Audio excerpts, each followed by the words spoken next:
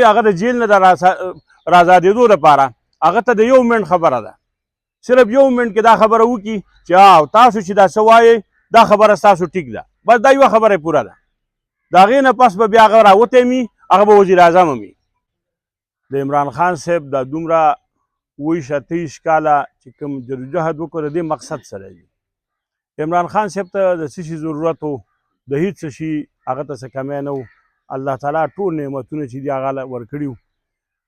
خلک پیسې غواړي، پیسې د هغه سره څه کمی نه و، او نه د ګټلو نن د حلالو د رزق د ګټلو لپاره خلک کم ځای ته ځي، او هغه د حلالو کروڑونه روپۍ چې دي، اربونه روپۍ په هغه ساعت یې ګټلی شي.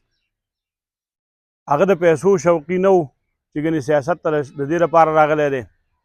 د هغه یو خپل یو سوچ و، او هغه سوچ یې بار بار تاسو ته ویلی چې د غریبو خلکو لپاره چې ما کله وکتل چې چانده مې کوله د شوکت خانم، نو په هغه کې ما داسې غریب خلک ولیده چې هغوی ډېر زیات اخلاصمن خلک وو، او هغوی راپاڅېدل او هغوی په دې چانده کې زما سره منډه وواله، خبره ځان یې ستړی کړ، او هغه چانده چې د هغه الله تعالی وکړه او بیا هغه شوکت خانم جوړ شه.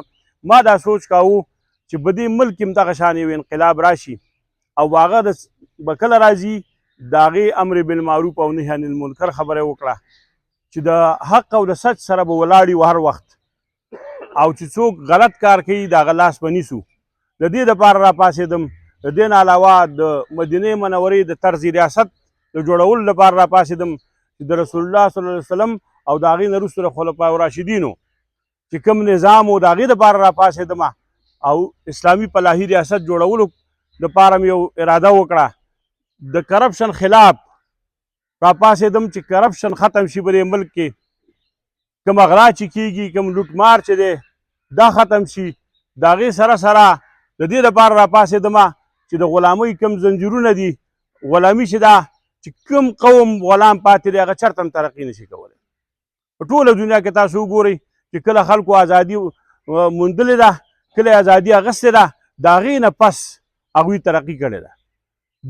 د دې وجې نه زه راپاڅېدم د دغې دپاره نن هم هغه په جیل کې دی.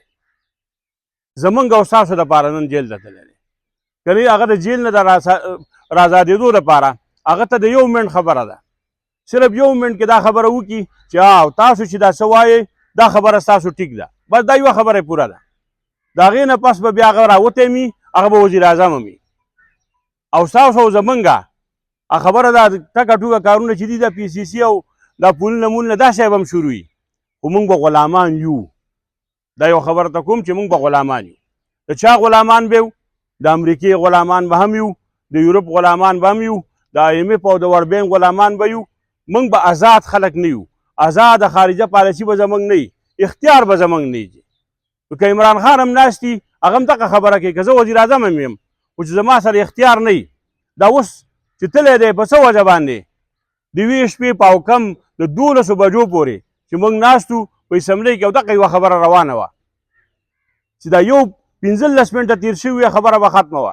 دا 15 منټه چې دي دا ټول خلک، ټول فوجیان چې دي خبره د ملک، دا ټول خلک چې دا څومره یې راویستل، د هغې نه علاوه زمونږ سپریم کورټ هلته کې په دغه شپې چې دی نو هغه راووت او هغه دروازې کولاو شوې، دا ټول یې د دې لپاره وي چې مونږ غلامان پاتې شو.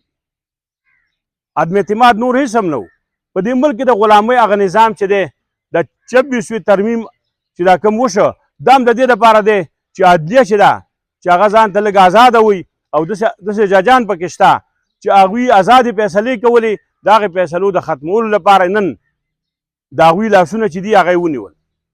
دا وکیل صاحب ناست دی، ټوله خبره هم د دغې لپاره ده چې موږ بیرته دوی غلامان جوړول غواړي، او موږ دغه غلامۍ نه ځان ازادول غواړو. اوس عمران خان صاحب د چا جنګ کوي جي؟ د خپلو بچو جنګ کوي، د خپل ځان دپاره لګیا دی، او که زمونږ او ستاسو دپاره لګیا دی. د دقې دپاره په 8 فروری باندې خان صاحب وایي دې قوم یو فیصله کړې وه، په 8 فروری باندې ټول راوتي وو. دقه شان 24 نومبر باندې بیا راوتل دي، او په 24 نومبر باندې چې موږ راوځو انشاءالله نن د هغوی په ایوانونو کې زلزلې راغلي دي جي. ستاسو دا صرف دلته کې راغونډېدل چې دي د هغوی ته رسي، دا ټوله خبره هغوی ته روانه ده چې په سمرباغ کې نن څومره خلک راووتل، پرون په سوره غونډې کې څومره راووتل، ابرو په خزانه کې څومره خلک راغی، ابرو په ګوسم کې څومره خلک جمع شو، سبا له بل په میدان کې څومره را جمع کېږي، بله ورځ به کوم ځای کې نور را جمع کېږي. دا ټول چې به ټول پاکستان کې کوم میټینګونه کېږي، دا د هغوی په ایوانونو کې زلزلې راځي. د هغوی دا هر څه داسې ورغی او هغوی نن لاړه د خان صاحب په خپو کې ناستي ټول. تاسو به وینئ دا ټول هر څه، تاسو به ګورئ د خان صاحب خپو ته رسېدلي دي. د هغه په خپو باندې لاس حسین نقوي وایي په دې ته رسېدلی و چې خان صاحب ته څه وایې چې هغه ومنو دسه. هغه وایي هغه وخت تېر شوی دی، هغه وخت تېر شوی. 24 نومبر چرته زه دغه کال چې مې ورکړی دی دا مې آخري کال دی، خامخا به خلک راوځي. زه انشاءالله خان صاحب ته هم دا خبره کوو، موږ ستاسو سپیان یو، موږ ستاسو سپیان یو انشاءالله. او چې ته کله موږ ته یو امیر حکم کوي، دا د امیر حکم دی، دا زموږ د کمانډر د سپاه سالار حکم دی، دا د کپتان حکم دی. انشاءالله دا خلک چې دي دا د چا غلامان نه دي، انشاءالله دا ټول خلک به راوځي. او دا دوی ته دا خبره کوو، دا کوم کسان چې هلته ناست دي، دا مقتدره کومه حلقه چې ده، دوی ته دا خبره کوو چې موږ نور د غلامۍ دا زنځیرونه چې دي انشاءالله دا به شلو، دا نور نشو پاتې کولی جي. د دې آخري خبر همدغه د 24 نومبر باندې به زمونږ یا آر یا پار والا فیصله کېږي. چې موږ آر او پار والا فیصله کوو کله چې عوام راپاڅي. د عوامو طاقت د الله تعالی عوامو له طاقت ورکړی دی. الله تعالی سره ټول هر څه دي، ټول طاقت د الله تعالی سره دی. دا هر څه چې دي د الله تعالی په حکم سره کېږي. دې ټولو انسانانو له بیا طاقت ورکړی دی، دې مخلوق له دې عوامو له طاقت ورکړی دی.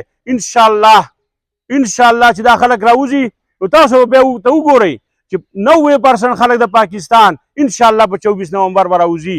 نو تاسو د هغې نه مخکې سوچ وکئ، د هغې نه مخکې ښه سوچ وکئ، ښه فکر وکئ چې دا پاکستان رانوئ او که جوړول یې غواړئ. که فرض که تاسو د پاکستان صرف دا خاوره پکاري، دا خاوره هم صرف پکاري نو ټیک ده، او دا خلک هم نه پکار نو تاسو پکې بالکل کښېنئ. زمونږ داسې پاکستان هم نه دی پکار، داسې ملک هم نه دی پکار چې پاکې مونږ غلامان یو.